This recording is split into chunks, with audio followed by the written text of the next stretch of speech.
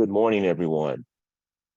I'm Alonzo Bird, the Director of Business Development and Community Engagement for the Ascension Charity Classic presented by Emerson. We want to welcome you to our virtual news briefing today for the third annual playing of the Ascension Charity Classic. Our agenda for today consists of the following. First, we will hear from Nick Ragone, who is the Executive Vice President, Chief Marketing and Communications Officer for Ascension, the title sponsor of the tournament. And then we will hear a word from Steve Spratt, our tournament president, and he'll give a little rundown on all the activities for the tournament itself. And of course, we will hear from our special guest today, Mr. Justin Leonard and Stewart Cink, both who are ambassadors for Ascension. For our friends in the media, you should have received some information from our friends at Switch, which gives some background and protocols on how we make this run smoothly. And that is make sure that your name is in the Zoom meeting and is correct and appropriate. And if possible, please use headphones instead of your computer speakers. If you plan on asking a question, please attempt to be in a location with minimal background noise and distractions. And please make sure that your microphone is muted. Our partners at Switch will mute and unmute participants that have questions when they're called upon. For those questions and answer portion of the event, please use the raise hand feature. And this can be found by clicking on the reactions button at the bottom of your Zoom screen. This will open up a small menu to raise hands button. Click on that. And once your hand is raised, you will be, the icon will appear and you will be able to ask questions at that point. Questions will be asked in the order in which the hands were raised. Before we start, just give a little basics, if I could. Again, this is the Ascension Charity Classic presented by Emerson, and we are just 34 days away from the start of activities. September 5th through 10th, here at Norwood Hills Country Club, the iconic West Course, where Ben Hogan won the 1948 PGA Tour Championship. So to get us started, Nick Ragone, can you pick off a few things on the status of the tournament?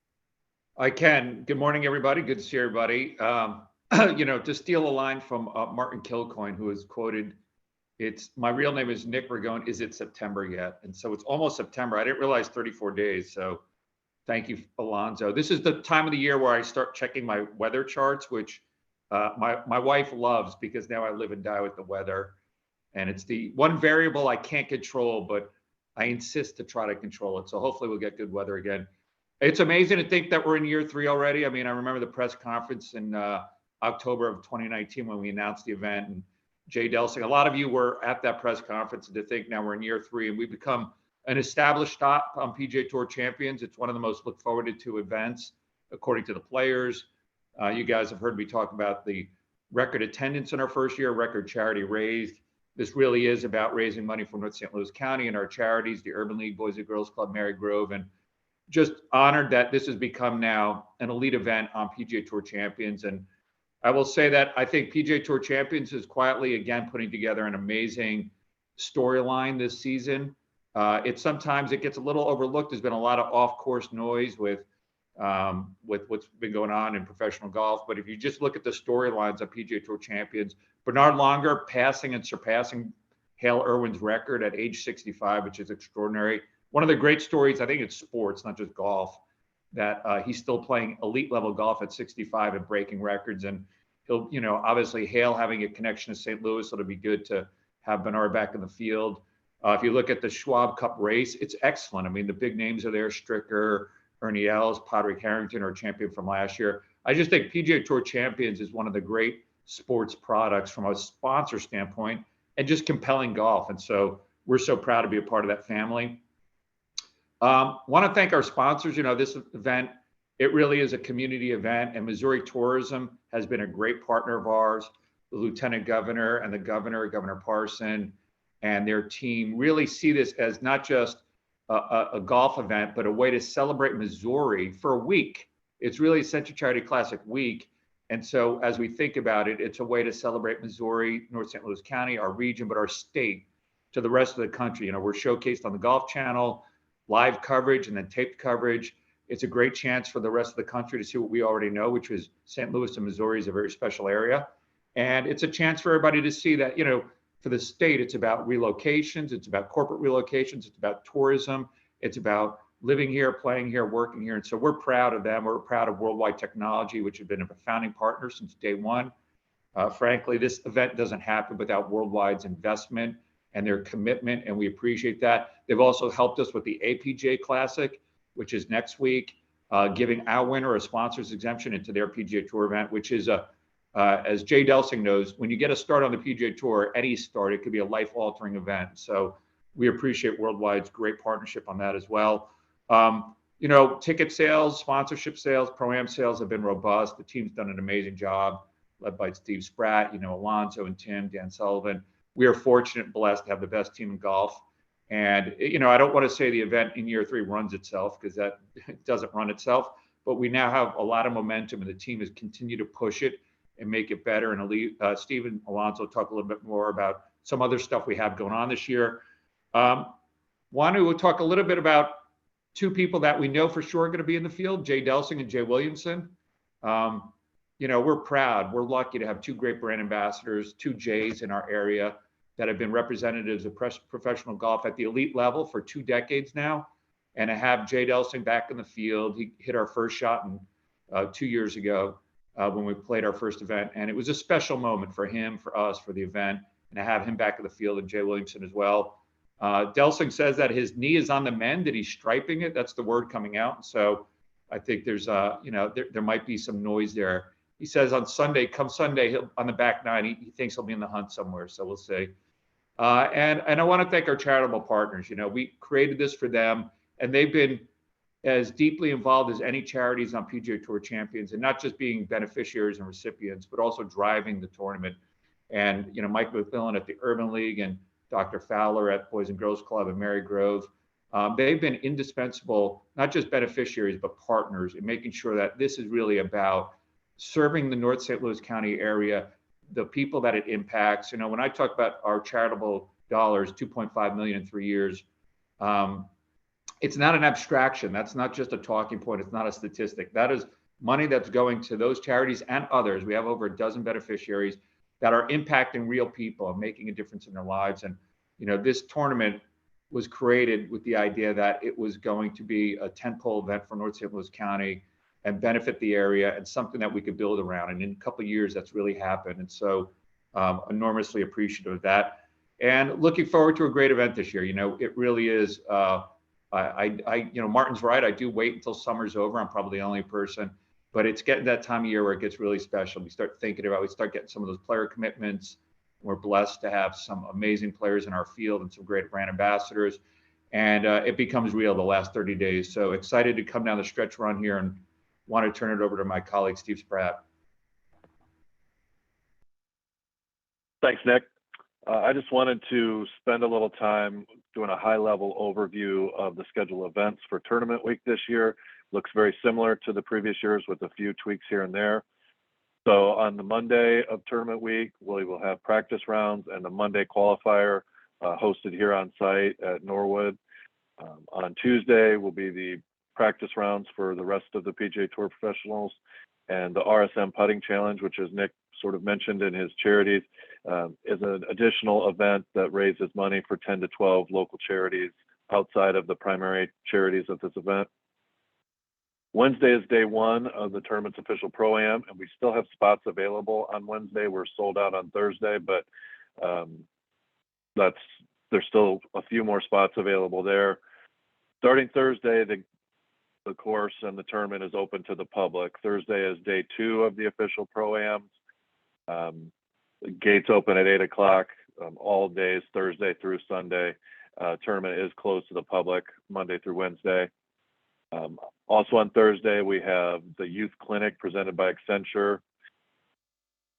A great event, raises more money for charity. On Friday, we have the opening ceremony and ceremonial tee shot, which will kick off the first round of competition. One tweak there this year, we're doing a 2-tee start. We have not done that in the first 2 years, and that 2-tee start will only be on Friday.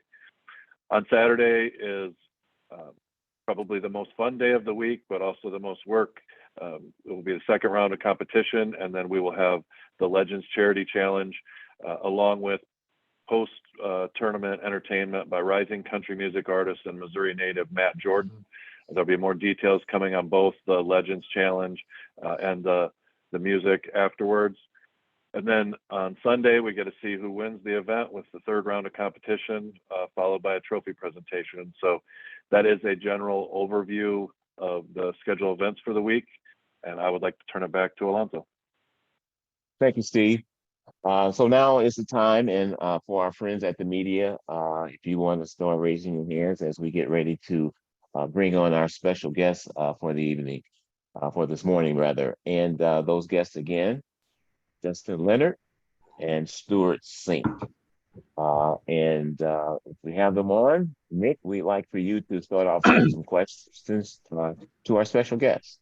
Sure. Thank you. And Justin, good to see you. And I'll start off with a question for Justin. You know, we got to, you started playing last year, you played this event, and we're so grateful. And you've had now almost a year under your belt. And what's that transition been like from the booth, which you've had an amazing run on the Golf Channel, love your analysis, to being a player again? What's that been like?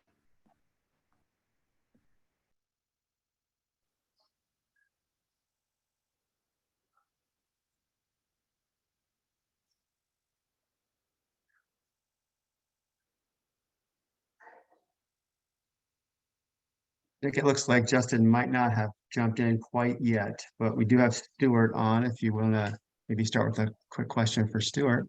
Sure. Stewart, good morning. Hello. You've had a great start to your PGA Tour Champions career, hitting the ground running. What's the level of competition been like compared to the big tour? All I can tell you is that Steve Stricker is a huge buzzkill when you show up at a tournament. I know that comes as no surprise. Now he's definitely the mark out there. The two tournaments I've played, I've yet to play a 3-round tournament. So I've played 2 majors, pretty significant golf courses. And I think Stricker has shown to be the guy when the big courses are in play. And I played a lot with Steve over the years. He's playing the same kind of golf he played when he was at the top of the game on the regular tour as well. So he is definitely a mark to be aiming for and learning from. And it's just great to have a guy like him to provide excellence to play against and try to match yourself up against. Because if you can beat a guy like Steve Stricker, you've done a really good job. And I've played in 2 events, and I've played with Steve on Sunday, both events in the last group, and Steve Stricker has won both of those. So it's an honor to play with him and against him, and I've had fun playing in my 2 events. So well, it's a good sign that you're playing with him on Sunday. And do you imagine next year, not to get too far in front of it, but do you imagine playing a more regular schedule on PGA Tour Champions, or have you given that thought yet on how to balance the 2 tours? I've given it a lot of thought, and I've unfortunately come up with no answers and no way to reconcile a way of thinking.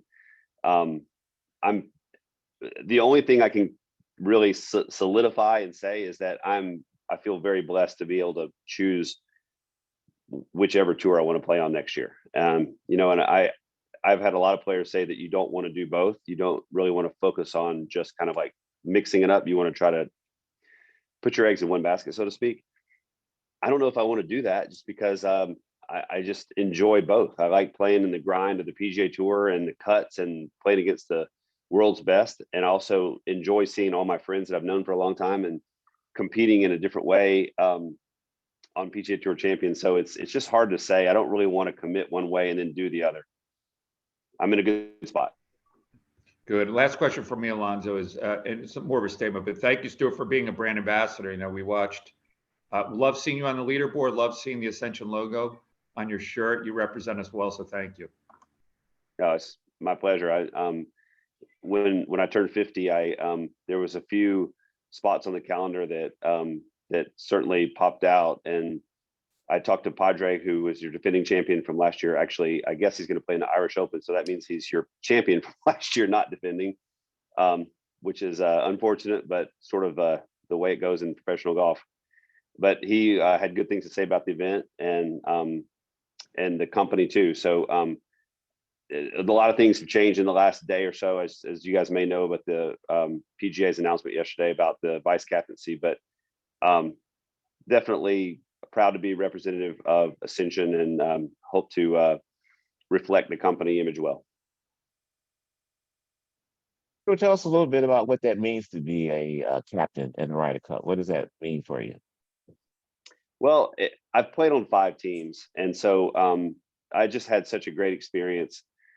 Most of my really tight friends out here and on PGA Tour Champions are from my days playing in Ryder Cup, because the bond you forge is just, you just don't experience that anywhere else. And so to be a part of it again and looking from a different perspective, to be able to hopefully lend some of my experience to some younger players. I've always relished the role of being sort of the mentor to younger players when I was playing on the Ryder Cup and President's Cup. And now as an assistant captain, I hope I can, carry on that role. And I have a servant's type of heart when it comes to this. And Zach's one of my best friends, and whatever he or the other assistants or the players or caddies need, I'll be there to do whatever. And I'm willing to do it, whatever it's going to take. And I'm looking forward to the opportunity. Great. I see we have a question from Dan Reardon. Dan? Unmute Dan, please.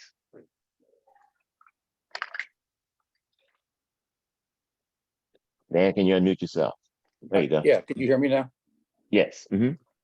Stuart, the formula for hosting in Europe for the last 20 years has been the same: tight fairways, slow greens. And that's been a formula for success over there, like I said, for 2 decades. What, if anything, can you guys do differently this year as you get ready for Rome to avoid the same sort of outcome in that situation? Well, if I knew the answer to that, I would probably be the captain and not the vice captain. But it's a tough question, and it has a lot of historical backing for sure. They do exactly what you said. They narrow the fairways, they grow the rough, they slow down the greens, and to achieve whatever home advantage you can have when you're playing a group of players from a whole continent. But typically, that's what the players there see. Now, as the years go by, more of their players play on our tour more often, and so they are less accustomed to it, you could say. But home is home, and I think if you're from the UK, you still feel like maybe Italy feels a little more like home than, say, Scottsdale. And so the home advantage is a real thing. We do it over here, they do it over there, and it's just something that the players know to expect. And it's not anything that we're broadsided by, but for some reason, it's not just the slow greens and the high rough and the narrow fairways, by the way. It's also the way the ball travels, the way the wind affects the ball, the break on the greens. They're accustomed normally to playing home events on the course where this Ryder Cup will be played. And I think that's the case now too. And that's something we don't do here. So there'll be a lot of golf course studying. There'll be a lot of course fit discussions on when we come down to team selection moments and pairings, and we'll just try to see, if we can put the best team out there possible. But it's all going to come down to the guys feeling like they're in the best space to play, in their own emotional, their heart, their mind. If these guys are so good, they are incredible, both sides. If they're in the right mental space to play, if they're in the right emotional space to play, great. It doesn't matter how high the rough is or what the wind's doing or what the greens are like. They're going to play their best, and their best is going to be enough to win. Thank you. Thank you, Stewart. I see that our friend Justin Leonard has joined us. Welcome, Justin. And maybe we can start off with Jay Delsing with a question for Justin. Jay? Actually, Unmute. Alonso, let There me you go. quickly ask a question, Justin. Hey, Justin, good to see Oh. you. Thank Last you. year, we were great. We were humbled to have you in the field. Wanted to see if you could share just a little bit of your experience from last year and what it's been like this year to play a more regular schedule and make that transition from the booth to playing again. Well, thanks, Nick, for having me, not only on this call, but to be invited to your tournament and to be a representative of Ascension. Last year, the tournament Ascension was my second event, I guess. And I played in and the tournament at Firestone, so it was on familiar grounds there. And then St. Louis was my second event there in early September. I wouldn't say my game was ready. I was covering the FedEx Cup playoffs for 3 weeks. I think I touched the club for one day in those 3 weeks. Came back, tried to get ready in, basically a week and come play. Love the golf course. Norwood Hills is a great test. And it was really fun to see how St. Louis really turned out for the event.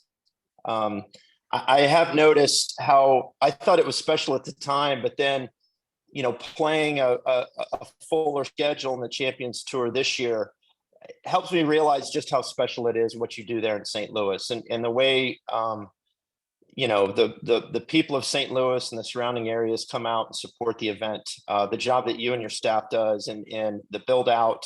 There's so many, a typical event, there might be, certainly 18, there's a lot of corporate stuff going on, maybe one other hole, usually around 17. And it seems like at the Ascension, there's multiple areas where people can congregate, whether it's from, grandstands and bleachers or corporate hospitality, or you've got the food area down there.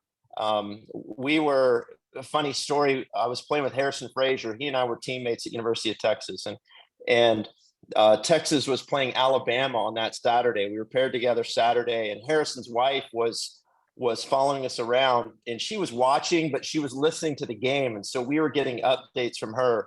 And so we had a little bit of a wait on the 14th hole, and that's right next to the big food area. And there's a big jumbo screen TV over there. And we could actually see through the people and watch some of the games. So I was trying to call an injury timeout. It's right at the end of the football game, trying to call a little injury timeout so we could watch the last couple of minutes. It didn't work out to where we could watch the game, and it didn't work out for Texas anyways. Alabama kicked a field goal in the last few seconds, but just a great atmosphere, and a lot of fun to be a part of it. I feel like my game is going to be way more ready come this September than I was last year, and just excited to be a part of it. Great. That's great. Thank you, Justin. Jay Delson, you have a question, please. Go right ahead, Jay. Jay is unmuted. Let's give it another try, Jay. Go ahead. Okay, no response from Jay at this point. Switch, can you fix that for us? Let's try it again. All right. Justin, just speaking when you were here, and I know you played it in the RSM putting challenge, and I think we were out of spots, but you came and put it anyway, and you took a young person and showed them around. How was that for you? I did. It was fun. I mean, that was, really my first experience there in St. Louis. I hopped off the plane, came straight to the golf course, and I was whisked over to the putting tournament. It was a lot of fun. I mean, it's really fun to see on the PGA Tour Champions how really involved the players are. It's a very much player sponsor relationship driven tour. Yes, there are things you can do on the regular tour and all those, but there's the money's kind of already there because of the TV and all that stuff. And so I feel like PGA Tour Champions, there's more of relationships built between the players and the sponsors. And I think seeing how many players turned out for that on a Tuesday afternoon, and how much fun we were having, to set up a great putting course on the putting green, with all kinds of obstacles and out of bounds on it and everything. And so it was really a lot of fun to be a part of that. And then just throughout the whole week with the pro-ams and I'll do a couple of corporate tent visits on the weekend. And just, the people love having us, and it's just more interactive, I'd say, not only the sponsors and the players, but the players with the fans that get to come to the events.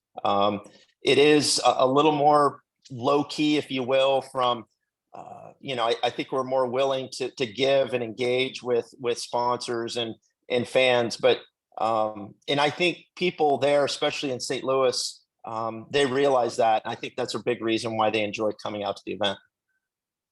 Great, thank you. Let's start again with Jay Delson. Jay, you have a question? Guys, can you hear me now? Yes, we can hear you. Hey, well, I'm sorry for the problem.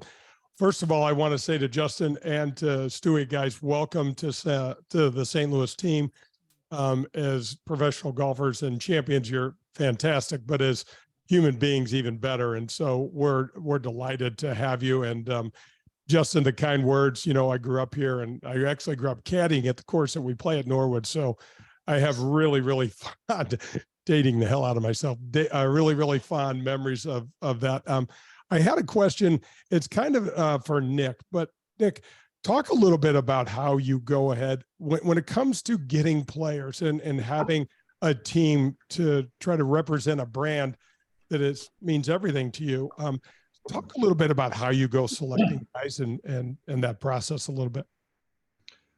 Briefly, and then I'll ask Justin and Stewart from their end what it's like. But we are blessed from day one. We felt like it was important to have Ascension brand ambassadors who represent our values, not just the game of golf. Golf is always secondary on this event, and that's not to diminish the greatness of Stewart and Justin and their colleagues, but the golf takes care of itself. What makes this enduring and special is the work with the community. And Justin, appreciate your comments about the atmosphere that we try to deliver and the engagement. It's really about St. Louis for St. Louis and giving back. And so from day one, Jay, you've been an ambassador, and others have, and Hale and Nancy, who were wonderful, and our wonderful Tom Lehman and Billy Andre. And again, people who represent not just the professional game of golf at the elite level with stature and class, but also represent our values. And certainly Stewart and Justin do too. And you hear it in their remarks, you see it in the way they conduct themselves. In today's world, you guys know this, relationships with athletes can be tricky. You only have a view into their public life, and it's sometimes hard to calibrate what somebody stands for. And we've been blessed in that we don't have to think about that. We find people who represent our values, who believe in giving back, and are people that we're proud to have on our team. And that's certainly the way we feel. And I think you've heard it in just the way Stewart has described about how it is to be emotionally and sort of spiritually ready to play golf. And Justin talking about the way, on the Champions Tour, you can give back a little more. You can be engaged. You're not grinding for cuts every week. And that's what this is about. And so appreciate the ability to work with pros who see the bigger picture, that understand what we're trying to do from a community standpoint and represent our values. Great. We got a couple questions coming. One, let's go with Brendan first. Brendan Wise, you have a question? Thanks, guys. This is for Stewart, if at all possible. Stewart, good morning. How are you? I'm doing good, thanks. Good morning. Your experience in St. Louis, you finished T4 at Belle Reve in 2018 at the PGA. I was wondering if you felt that was a springboard to your resurgence. You had win at Silverado and then at Harbor Town a couple of years later. And two, what do you remember the atmosphere being like there at Belle Reve on that final round Sunday? I'll address the second part of your question first, because I was already going to address it. I was going to piggyback on what Justin said about the atmosphere at the Ascension Charity Classic, and say that if you take away the Ryder Cups, I thought that the 18 PGA at Belle Reve was probably the most electric atmosphere I've ever seen at a golf tournament. It felt like the sports fans in St. Louis and the surrounding region had been just ready to just like go bananas for that golf tournament forever. And it didn't hurt that Tiger Woods played really well too, but it was just amazing. The support, the crowds were not only large, but so enthusiastic. And you could just sense that they were so happy that we were there. And it made us feel really happy to be there ourselves. So it was amazing. And I actually got paired with Tiger on Saturday that week. And it was just like astonishing how noisy and how boisterous and how excited everybody was. And it just was so memorable. It was cool. So I'm not surprised to hear Justin's comments about that.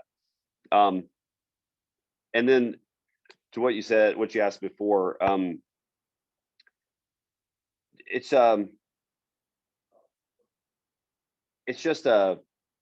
it's a nice way to, I'm sorry, I blanked for a second. Can you repeat the first part of your question? Yeah, no I tried problem. to cover and I didn't do a very good No, job. no, you're fine. Just, for you in that finish, and you were really good that summer of 2018, but Oh, right, you right. feel The like, springboard. like a springboard. Yeah, I got you. I'm tracking. I wish I could say yes. And at the time I thought yes. I felt like I was like on track to sort of like get some momentum going. And then I promptly had a back injury and missed half of the next year. So the answer unfortunately is no, it didn't. It got me into some tournaments that was like the Masters again. And I kind of parlayed that into some more good play in a way, but I missed half of 19 and I had to kind of start over. So it was other things that kind of propelled me to have some good results a few years after that in my late 40s. The main thing I remember is I was super excited to have a high finish at the PGA Championship there, and the crowd, just the energy was unbelievable. Thanks, Stewart. Appreciate it. Great. You got it. Before you, Dan Reardon, let's go to Martin Kilcoyne. Martin, do you have a question?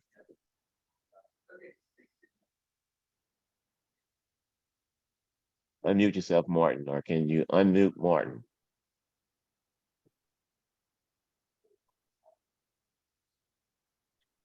Martin going once, Martin going twice.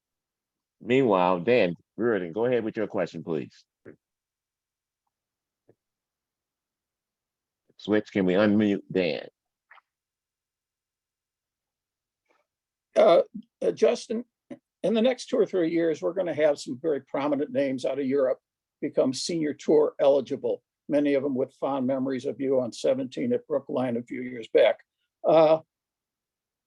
They will be coming over in many cases from LIV. Now, I'm assuming that the senior or the tour champions aren't going to be in line for any loyalty funds from the PGA Tour. So there won't be that trade-off of I've been compensated and I can welcome you back comfortably. How is it more difficult perhaps for the senior tour to readmit players to their tour than it might be on the regular tour? Well, that's a great question. I hadn't really, because, from what I've seen and read, which really isn't very much, but they haven't figured out a way to kind of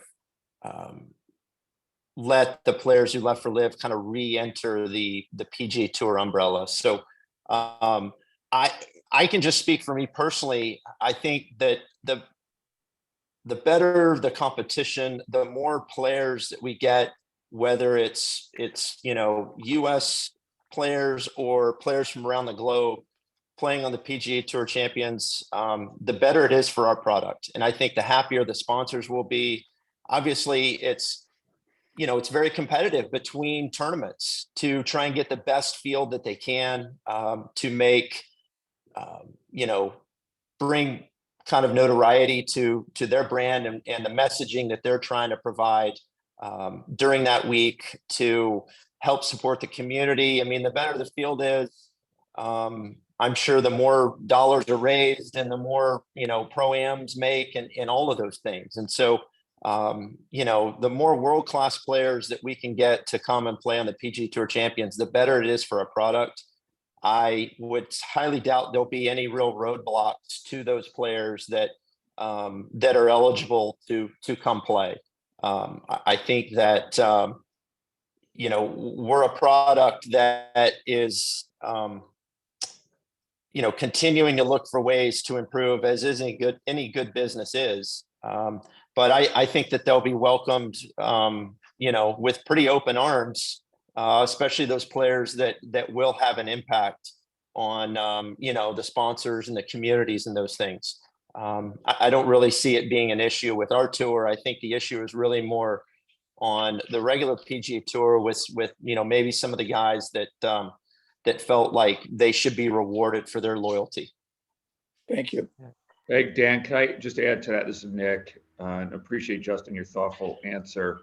For PGA Tour Champions as a sponsor, we are looking to have players that are eligible to compete, to have the strongest possible fields. And there are players that have turned 50 or will be turning 50 in the next couple of years that fans know and like to see. And so appreciate that the tour is continuing to work on details on what this relationship with PIF will mean as far as players being eligible again to play in PGA Tour events, and obviously PGA Tour Champions comes under that umbrella. By the way, not the Senior Tour, Dan. There's no Senior Tour. It's PGA Tour Champions. So we hope that there is a process. And I know that St. Louis fans are going to want to see those players. And we want to see those players. And we think it'll be good for the game of golf to have global golf heal itself again, which, hopefully we're on the path towards doing that. Great. I think we have Martin Kilcoyne now. Martin, you have a question?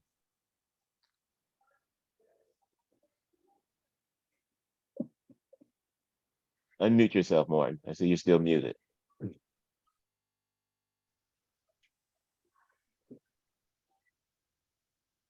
Okay. A little technical difficulties there, but we know Martin would have a very entertaining Put it question in the if he could chat get box, on Martin. here. All right. Any other of our friends in the media might have a question for our guest this morning? What about Trey Herring? Trey, do you have a question for us? Yeah. Hey guys, can you hear me? I can hear you. Yes. Awesome. Justin, you've been playing real well all year, man. I don't think you finished outside the top 20, but maybe once since March. What's clicked this year? Has it been anything new in the bag? And just what's working well this year, and what can you keep rolling on the course? I think it's just getting used to the competition again. I mean, I stopped playing in 2016, really didn't play any events for 6 years. And so it's just taken me a little bit to get comfortable in certain situations. As I've practiced and played this year, kind of learning some somewhat hard lessons. I've still been able to shoot some decent scores. I don't feel like I'm fully where I want to be, but I feel like I'm certainly on the right track. And I was giving myself a little bit of grace in last year when I just played 4 times and I was still working for NBC, and then this year into full time for me, which is, I mean, I'll play 18 to 20 events. Not a quite a full schedule, but for me, it's what I want to play, and being able to pick and choose the events that I do want to play.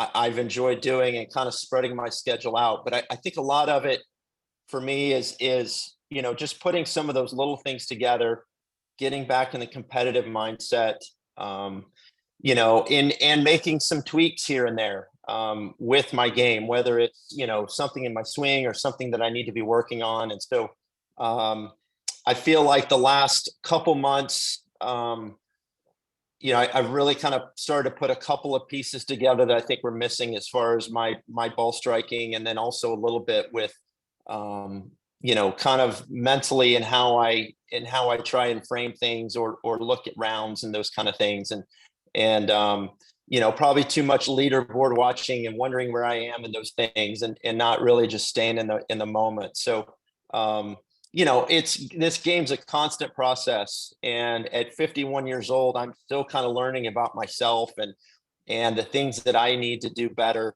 I'm working on those things. I feel like I've got them, kind of pinpointed, and I'm real excited about this second half of the season. I wish I could have played better in the major championships. I felt like there were a couple of opportunities lost, but really excited about this next kind of half of the year for me, at least.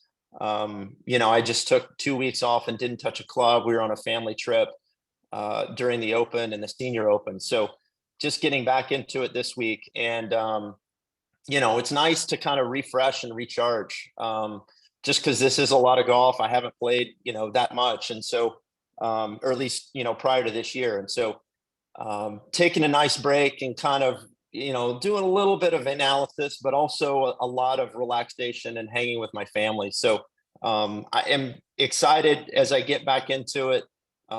Things feel pretty good and over the weekend getting started. And so looking forward to putting a good weekend this week and getting ready for, the Boeing and this last stretch of events that I'm going to play. Hey, Justin, this is Nick. Can I ask you, how are you feeling about Texas football, and are you excited for the Arch Manning era? I'm excited for it. I don't know how. I'd say I have a conservative optimism.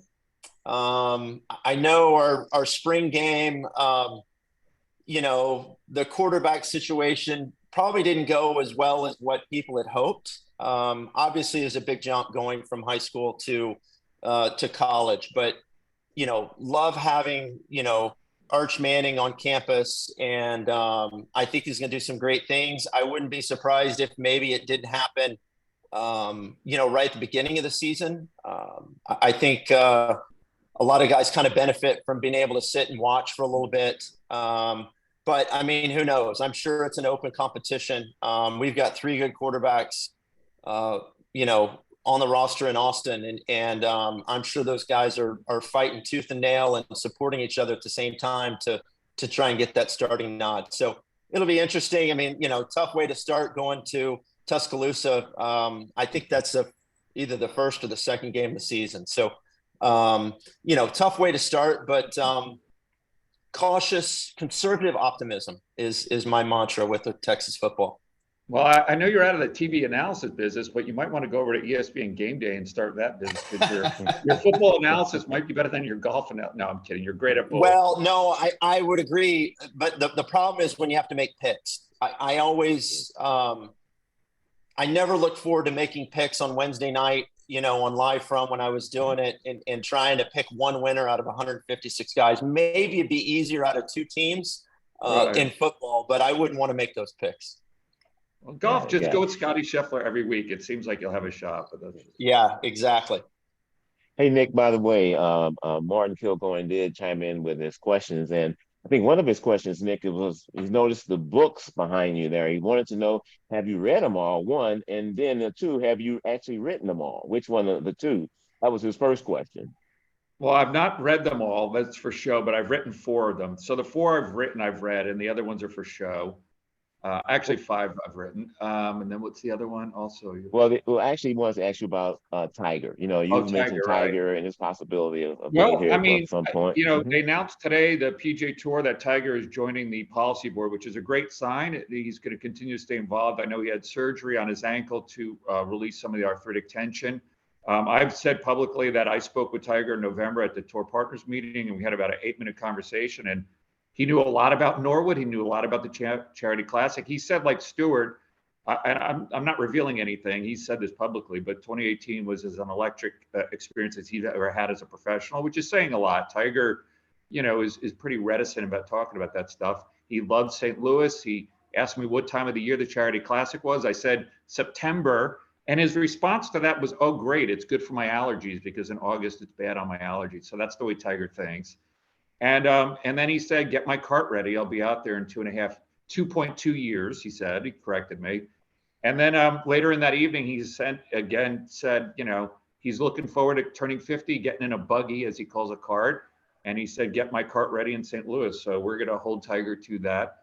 I do think he's going to play it's hard to say, but I think he's challenged by walking. You saw that in the Masters. I do think he's going to, when he turns 50, he could still play. He just can't walk as well. And as Stewart and Justin know, he could still hit it out there. And I think he's going to want to play his schedule. And I think there's a good chance he will be somewhat regular on the Champions Tour, and we'd love to have him out here. I think he wants to play in St. Louis. He wants to be in front of those crowds, and had great experiences here. And so I think, with Tiger, having him around the game is always good. I'm thrilled to see him become part of the Tour Advisory Board, which just broke this morning. I think it's really important. He's become, I didn't think his stature could get any bigger in the game, but in the last 18 months, he and Rory have taken on an elevated status and thinking about some of the challenging circumstances we've had to navigate. And I think having him around the game is good. And I really hope he's here in a couple of years. Great. Thank you, Nick. I know we're coming up on our time. And again, I don't know, Stewart, if there's any insight on who's carrying the bag for you these days. I know it's been a family affair. You want to close with something on that? That's a really quick, easy answer, and that's Mrs. Lisa Cink, who's caddying. She's been caddying since April. it wasn't really anything that was planned. She just kind of filled in for a week of fun. We were at the RBC Heritage down in Hilton Head, one of our favorite places. And it was fun. Even missing the cut by one shot in a huge tournament like that stunk. But having her out there to kind of ride the wave with me was fun. And it just kind of morphed into this. Well, I am not going to be firing her. So it's up to her whether she wants to keep caddying or not. And so far, she's continued to take the bag every week. And so we're just going to keep doing it for a while and see where it goes. That's great. That's great. And Justin, any final word from you on coming to St. Louis? I'm just looking forward to it. Coming after Labor Day weekend, I will have a week off before, as I think everybody does. I think that's an open weekend for us. It's exciting. I love my just all the new feelings and emotions of playing there for the first time. Not really knowing where my game was.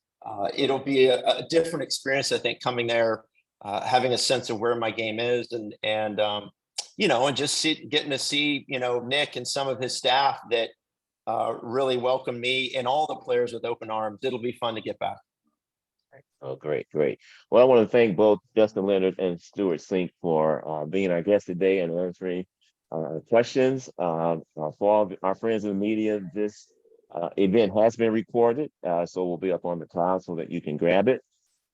Again, we want to thank Nick, Steve, and all of the Ascension team for all that they do to make this possible. And again, next week for our friends in the media, we look forward to our Legends Breakfast, which will be the start of our APGA tournament, and which is featured by Doherty Business Solutions.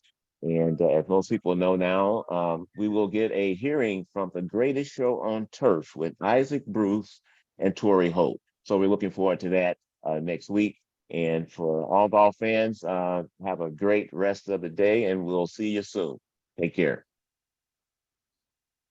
Bye now.